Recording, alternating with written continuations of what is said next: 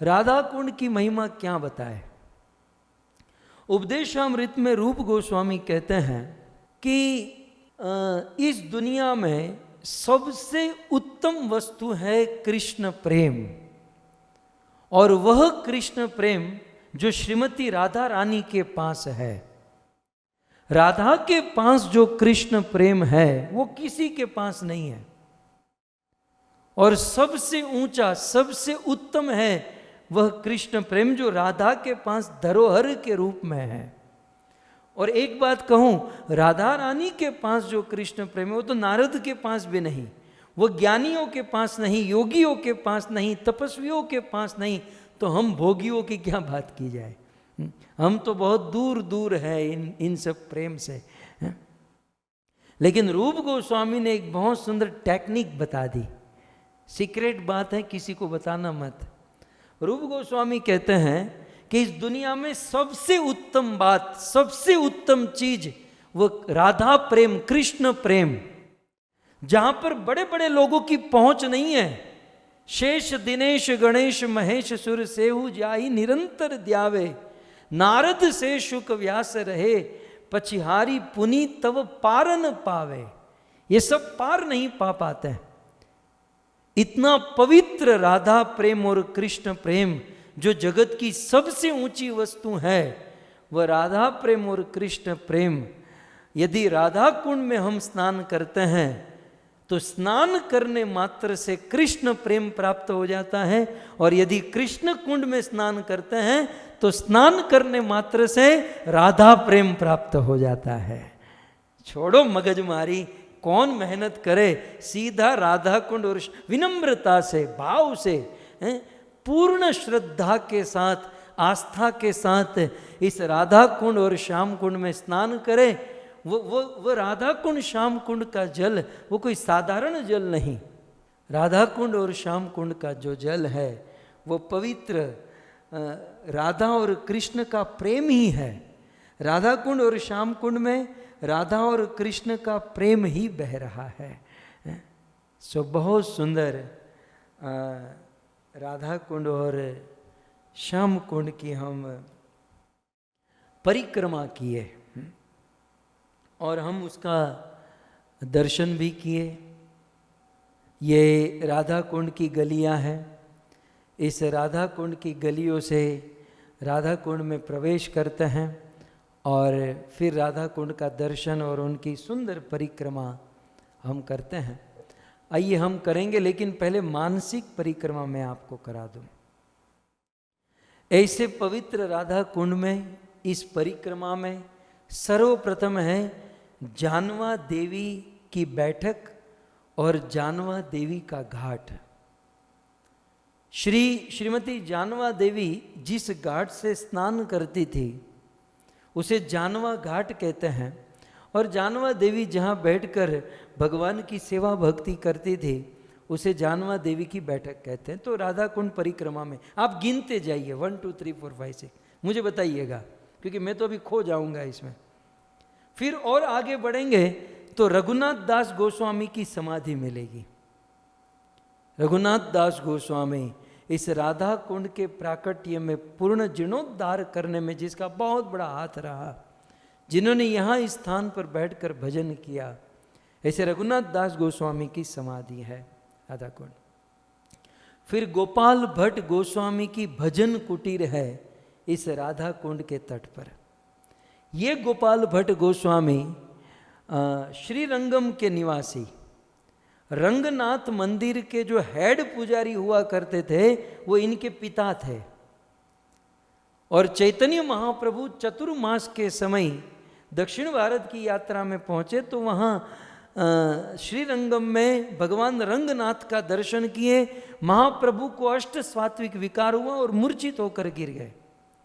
खूब नृत्य किए और फिर मूर्छित हुए, और उसी समय गोपाल भट्ट गोस्वामी के पिता आए, चैतन्य महाप्रभु को अपने घर लेकर गए। महाप्रभु 4 महीने तक इनके घर पर रहे। कौन जानता था कि स्पेशली महाप्रभु इनके पुत्र गोपाल भट्ट के ऊपर कृपा करने के लिए आए। श्री चैतन्य महाप्रभु ने अपना कृपा प्रसाद प्रदान किया और वे आगे यात्रा की ओर चले गए। और फिर वही गोपाल भट्ट गोस्वामी आगे चलकर ब्रज वृंदावन में आए और राधा कुंड के तट पर उन्होंने 45 वर्ष तक भजन किया। 45 वर्ष तक ब्रज में रहे, अधिकतर वे राधा कुंड के तट पर रहे। सो गोपाल भट्ट गोस्वामी की भजन कुटीर है। 3 ऐसे गोस्वामी हुए जिनकी एक दिन में समाधि हुई, अर्थात वर्ष अलग अलग थे, ईस्वी सन वर्ष अलग अलग थे, लेकिन एक ही तिथि में इन तीनों गोस्वामियों का भगवत धाम हुआ, परगमन हुआ। रघुनाथ भट्ट गोस्वामी, रघुनाथ दास गोस्वामी और कृष्णदास कविराज गोस्वामी, ये तीनों एक तिथि में भगवान की नित्य लीला में प्रवेश किए, भगवान के धाम को प्राप्त हुए। इसलिए वहाँ पर कहते हैं 3 गोस्वामी समाधि। और फिर आगे चलें तो गौर गदाधर का मंदिर है। इस राधा कुंड की परिक्रमा में बहुत सारी बातें हैं। राधा कुंड की परिक्रमा में बहुत सारे दर्शन हम देख सकते हैं, हम कर सकते हैं, ये आप दर्शन कर सकते हैं। और फिर आगे बढ़ें तो कृष्णदास कविराज गोस्वामी की भजन कुटीर है। ये जो सीधा चौरस लग रहा है ना, वो राधा कुंड है, और ऑब्वियसली जो टेढ़ा मेढ़ा है वो श्याम कुंड है। जैसे भगवान कृष्ण टेढ़े मेढ़े हैं, वैसे श्याम कुंड टेढ़ा है और राधा कुंड बिल्कुल सीधा है। फिर एक बहुत सुंदर बात यहाँ पर बनी, कृष्णदास कविराज गोस्वामी की भजन कुटीर इस राधा कुंड और श्याम कुंड के तट पर है। ये कृष्णदास कविराज गोस्वामी जिन्होंने मानव समाज के लिए और खास करके हम जैसे ब्रह्म मध्व गौड़ीय संप्रदाय के भक्तों के लिए एक बहुत बड़ी वस्तु प्रदान की, और वह थी चैतन्य चरितामृत। श्री चैतन्य महाप्रभु की लीला, श्री चैतन्य महाप्रभु का चरित्र, और केवल चरित्र नहीं, फिलोसॉफी के साथ, अनेकों सिद्धांत के साथ श्रीपाद कृष्णदास कविराज गोस्वामी ने जो चैतन्य चरितामृत ग्रंथ लिखा, वो ग्रंथ इस राधा कुंड के तट पर बैठकर लिखा था।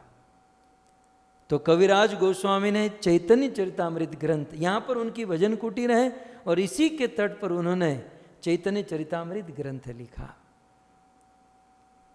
चैतन्य चरितामृत के विषय में शिल प्रभुपाद जी कहते हैं कि चैतन्य चरितामृत पोस्ट ग्रेजुएट ग्रंथ है। पहले छोटी छोटी पुस्तिका पढ़ें, फिर भगवत गीता पढ़ें, फिर भागवत को ठीक से पढ़ ले, फिर अंत में चैतन्य चरित है। बहुत ऊंचा ग्रंथ है। और दास का ऐसा मानना है कि जब तक चैतन्य चरितामृत न पढ़ा जाए तब तक श्रीमद् भागवत को हम समझ नहीं पाएंगे।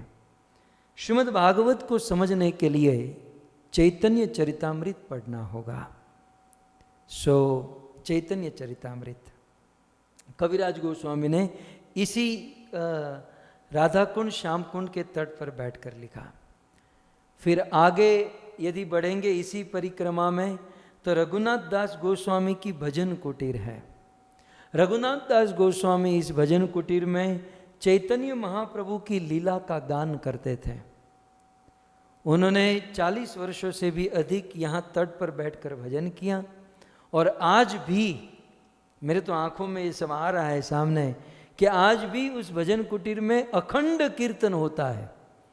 कई बार कुछ लोगों के वहाँ अखंड ज्योत जलती है, ऐसी ज्योत जो कभी बुझती नहीं है, लेकिन रघुनाथ दास गोस्वामी की भजन कुटीर में अखंड कीर्तन चल रहा है। आज भी अखंड कीर्तन चल रहा है। फिर और आगे बढ़ें इस राधा कुंड श्याम कुंड की परिक्रमा में तो विश्वनाथ चक्रवर्ती ठाकुर जिन्होंने बहुत सुंदर ग्रंथ लिखे, हमारी ब्रह्म मध्व गौड़ीय धारा में जिनका अद्वितीय स्थान है, ऐसे चक्रवर्ती पाद की भजन कुटीर यहाँ पर है। इसी राधा कुंड श्याम कुंड की परिक्रमा में पंच पांडव वृक्ष है। वे कह रहे थे ना कि गुड़ाकेश प्रभु के मैं पहले जब आता था 25, 30, 40 साल पहले वो वृक्ष था, लेकिन वर्तमान में वो वृक्ष नहीं है। लेकिन बहुत सुंदर पंच पांडव वृक्ष यहाँ पर है। रघुनाथ दास गोस्वामी इस राधा कुंड श्याम कुंड को ठीक से बनाने के लिए, इस घाट को बनाने के लिए वो वृक्ष बीच में पड़ रहा था, तो उस वृक्ष को उखाड़ रहे थे। तो उसी दिन रात को पांडव उनके स्वप्न में आए और रघुनाथ दास गोस्वामी को निवेदन किए कि हम यहाँ पर राधा कुंड के तट पर भजन कर रहे हैं, हम पांडव यहाँ राधा कुंड के तट पर भजन कर रहे हैं, आप हमें यहाँ से दूर मत कीजिएगा। इसलिए वह वृक्ष वहाँ पर रहने दिया, इसलिए उसे पंच पांडव वृक्ष कहते हैं। पांचों पांडव वृक्ष बनकर भजन करते हैं। वृक्ष जड़ होता है। गुरुदेव कहते हैं हमें भी कभी कभी भजन करने के लिए जड़ भरत बन जाना चाहिए। जड़ की तरफ बस बैठ जाओ, आजू बाजू क्या चल रहा है, क्या हो रहा है, कुछ ध्यान न करते हुए केवल भगवान और भजन में ध्यान दे। सो इस प्रकार से फिर और आगे बढ़े तो मानस पावन घाट है। इसी राधा कुंड श्याम कुंड के तट पर मानस पावन घाट है। फिर और आगे बढ़े तो राधा गोपीनाथ मंदिर है। यहाँ पर जानवा माता को श्री राधा गोपीनाथ जी के दर्शन हुए थे। और ये वो राधा गोपीनाथ जी हैं जो भगवान श्री कृष्ण के प्रपौत्र वज्रनाभ जी ने जिसकी स्थापना की थी, वो राधा गोपीनाथ जी का दर्शन जानवा माता को यहाँ पर होता था। फिर गोविंद देव जी का मंदिर यहाँ पर है। आप कहोगे गोविंद देव जी तो वृंदावन में है और फिर अभी तो जयपुर में है, लेकिन ऐसी कथा है कि राजा मान सिंह वृंदावन से जयपुर गोविंद देव जी को लेकर जा रहे थे, तो बीच में राधा कुंड के तट पर उन्होंने 1 महीने तक गोविंद देव जी को वास किया था। तो राजा मान सिंह ने 1 महीने तक गोविंद देव जी को राधा कुंड के तट पर रखा, सेवा पूजा उपासना की और फिर जयपुर लेकर गए। उनकी स्मृति में आज भी यहाँ पर गोविंद देव जी का मंदिर है और गोविंद देव जी की प्रतिभू मूर्ति, प्रतिभू विग्रह यहाँ पर उपस्थित है। और फिर इस राधा कुंड श्याम कुंड की परिक्रमा में हमें समझने जैसी बात, एक बहुत सुंदर स्थान है गोवर्धन जीवहा मंदिर। बोलिए, गोवर्धन जीवहा, टंग जीव, गोवर्धन जीवहा मंदिर। ऐसी कथा है कि रघुनाथ दास गोस्वामी राधा कुंड के पास वहाँ पर एक कुआं खुदवा रहे थे और कुआं खोदते खोदते अंदर एक पत्थर की शिला निकली और शिला के ऊपर प्रहार हुआ तो शिला से, उस पत्थर से खून निकलने लगा, भयंकर खून निकलने लगा। और उसी दिन रघुनाथ दास गोस्वामी को स्वप्न में भगवान आए और भगवान ने कहा कि भाई कुआं मत बनवाओ, ये राधा कुंड जो है मेरी जीवहा है, मेरा मुख मेरी जीवहा है और तुम यहाँ पर मेरे जीवहा पर प्रहार कर रहे हो। तो रघुनाथ दास गोस्वामी ने उस पत्थर, उस शिला को वहाँ से ले लिया और उसे मंदिर में स्थापित कर दिया और गोवर्धन जीवहा मंदिर करके उनकी स्थापना की और आज भी वह शिला है और उनकी सेवा होती है। तो गोवर्धन जीवहा मंदिर, जो गोवर्धन की जीवहा है। इसका अर्थ मैंने कहा था कि ब्रह्म मध्व गौड़ीय धारा राधा कुंड और श्याम कुंड को गोवर्धन का मुख मानती है और पुछरी का लोटा जो है उसे गोवर्धन की पूंछ मानती है। और गोवर्धन पर्वत का जो आकार है वो गाय के समान है। जैसे गौ माता बैठी है, ठीक उसी प्रकार गोवर्धन का पूरा शेप है, उसी आकार में है। सो गोवर्धन जीवहा मंदिर। साथ ही साथ इसी राधा कुंड श्याम कुंड के तट पर श्री भक्तिविनोद ठाकुर और भक्ति सिद्धांत सरस्वती महाराज की भजन कुटीर है। और फिर इसी परिक्रमा मार्ग में जगन्नाथ जी का एक प्राचीन मंदिर है, सुंदर जगन्नाथ जी विराजमान है। फिर यहीं पर ललिता कुंड है, फिर जीव गोस्वामी की भजन कुटीर है, फिर माधवेंद्रपुरी जिन्होंने गोवर्धन में श्रीनाथ जी, आज तो श्रीनाथ जी में है ना, तो जिन्होंने श्रीनाथ जी को प्रकट किया था, ऐसे माधवेंद्रपुरी की भजन कुटीर भी राधा कुंड। मैं आपको इसलिए गिना रहा हूँ कि राधा कुंड की कितनी कितनी महिमा है, हैं? बड़े बड़े साधु संत महात्मा, अब ये रघुनाथ दास आप 3 दिन से सुनते ना, रघुनाथ दास, आप लोग पागल हो गए सुनते सुनते। ये रघुनाथ दास क्या चीज है मैं आपको बताऊं। ये रघुनाथ दास गोस्वामी राजा के बेटे हुआ करते थे। ऐसा कहते उन दिनों उनके पिता करोड़ों रुपये कमाते थे प्रति महीने, उनकी आय थी। रघुनाथ दास गोस्वामी के विषय में वर्णन है कि इंद्र जैसा ऐश्वर्य और अप्सरा जैसी पत्नी, सब कुछ उनके पास था, लेकिन चैतन्य महाप्रभु से जब से मिलन हुआ तब से संसार में विरक्ति हो गई और सब कुछ छोड़कर रघुनाथ दास गोस्वामी राधा कुंड में आकर बैठ गए। ये बड़े बड़े धन संपत्ति राज रजवाड़े सब कुछ त्याग कर हमारे आचार्यों ने, हमारे इतिहास ने इस राधा कुंड के शरणों में वास किया है। ऐसे रघुनाथ दास को माधवेंद्रपुरी की बैठक यहाँ पर है। फिर एक गोपी कुआं है, गोपी कूप है, और फिर अष्ट सखी का मंदिर है। भगवान श्री कृष्ण राधा माधव की जो 8 सखी हैं, 8 सखी का मंदिर यहाँ पर है। यहाँ पर तमाल लता है। राधा कुंड और श्याम कुंड, अभी आप देखो फोटो में ऐसे दोनों भिन्न लग रहा है ना, लेकिन राधा कुंड और श्याम कुंड दोनों का संगम के पास एक बहुत सुंदर मंदिर है जिसको मिलन स्थल कहते हैं। आप जैसे एंट्री करते हो तो पहले वही आता है। संगम भी एक दर्शनीय स्थलों में से एक है। और फिर नित्यानंद प्रभु की बैठक है। मोटा मोटी बड़े बड़े जो स्थान हैं वो इतने हैं, बाकी छोटे छोटे मंदिर तो बहुत सारे यहाँ पर हैं। आइए, गोविंद टीवी हमें निवेदन कर रहा है, हम गोविंद टीवी के पास चले और वहाँ से कुछ हम जिसके लिए चर्चा कर रहे थे वह यह राधा कुंड है, जिसे राधा रानी जी ने अपने कंगन से खोदकर इसको प्रकट किया था। वहीं हम देखेंगे दूसरी तरफ वहाँ श्याम कुंड है।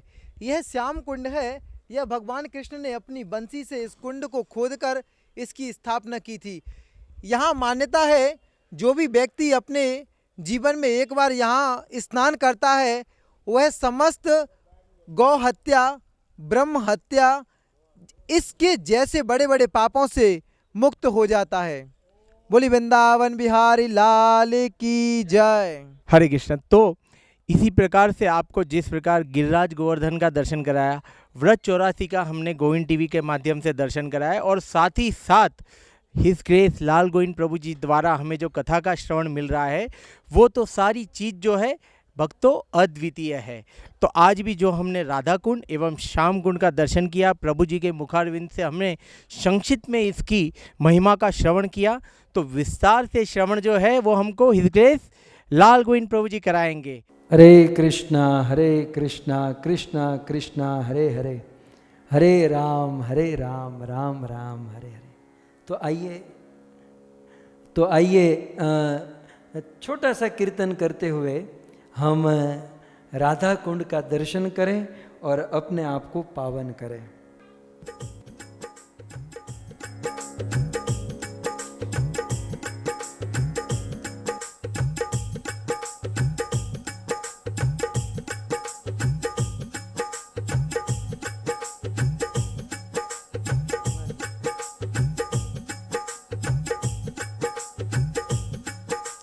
जय राधे राधे राधे, जय राधे जय श्री राधे, जय राधे जय राधे, जय राधे जय राधे राधे, जय राधे जय श्री राधे।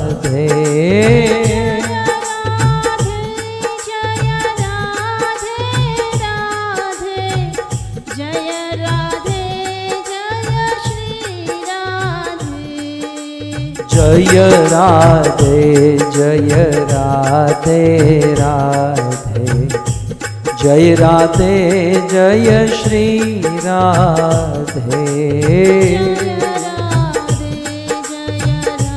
जय हो।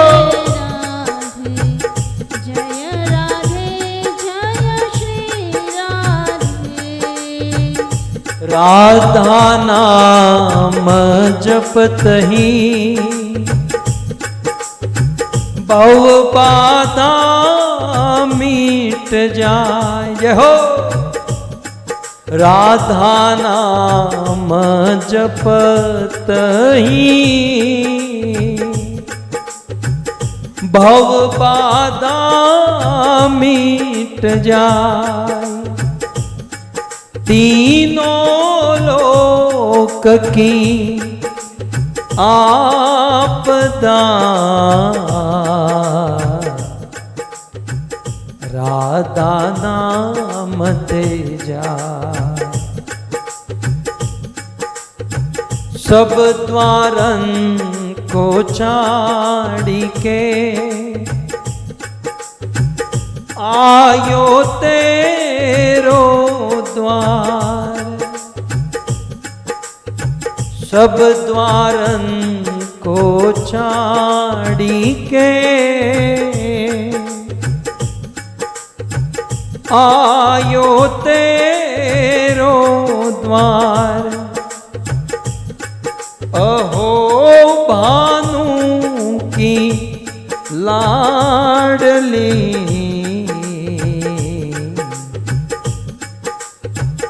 मेरी ओर निहार, मेरी ओर निहार। जय राधे जय राधे राधे, जय राधे जय श्री राधे, जय राधे हो।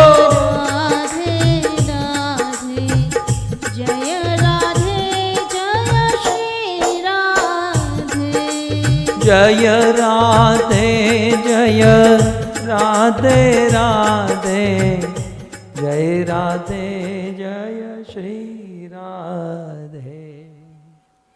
सो इस प्रकार हमने राधा कुंड की, श्याम कुंड की पवित्र परिक्रमा की।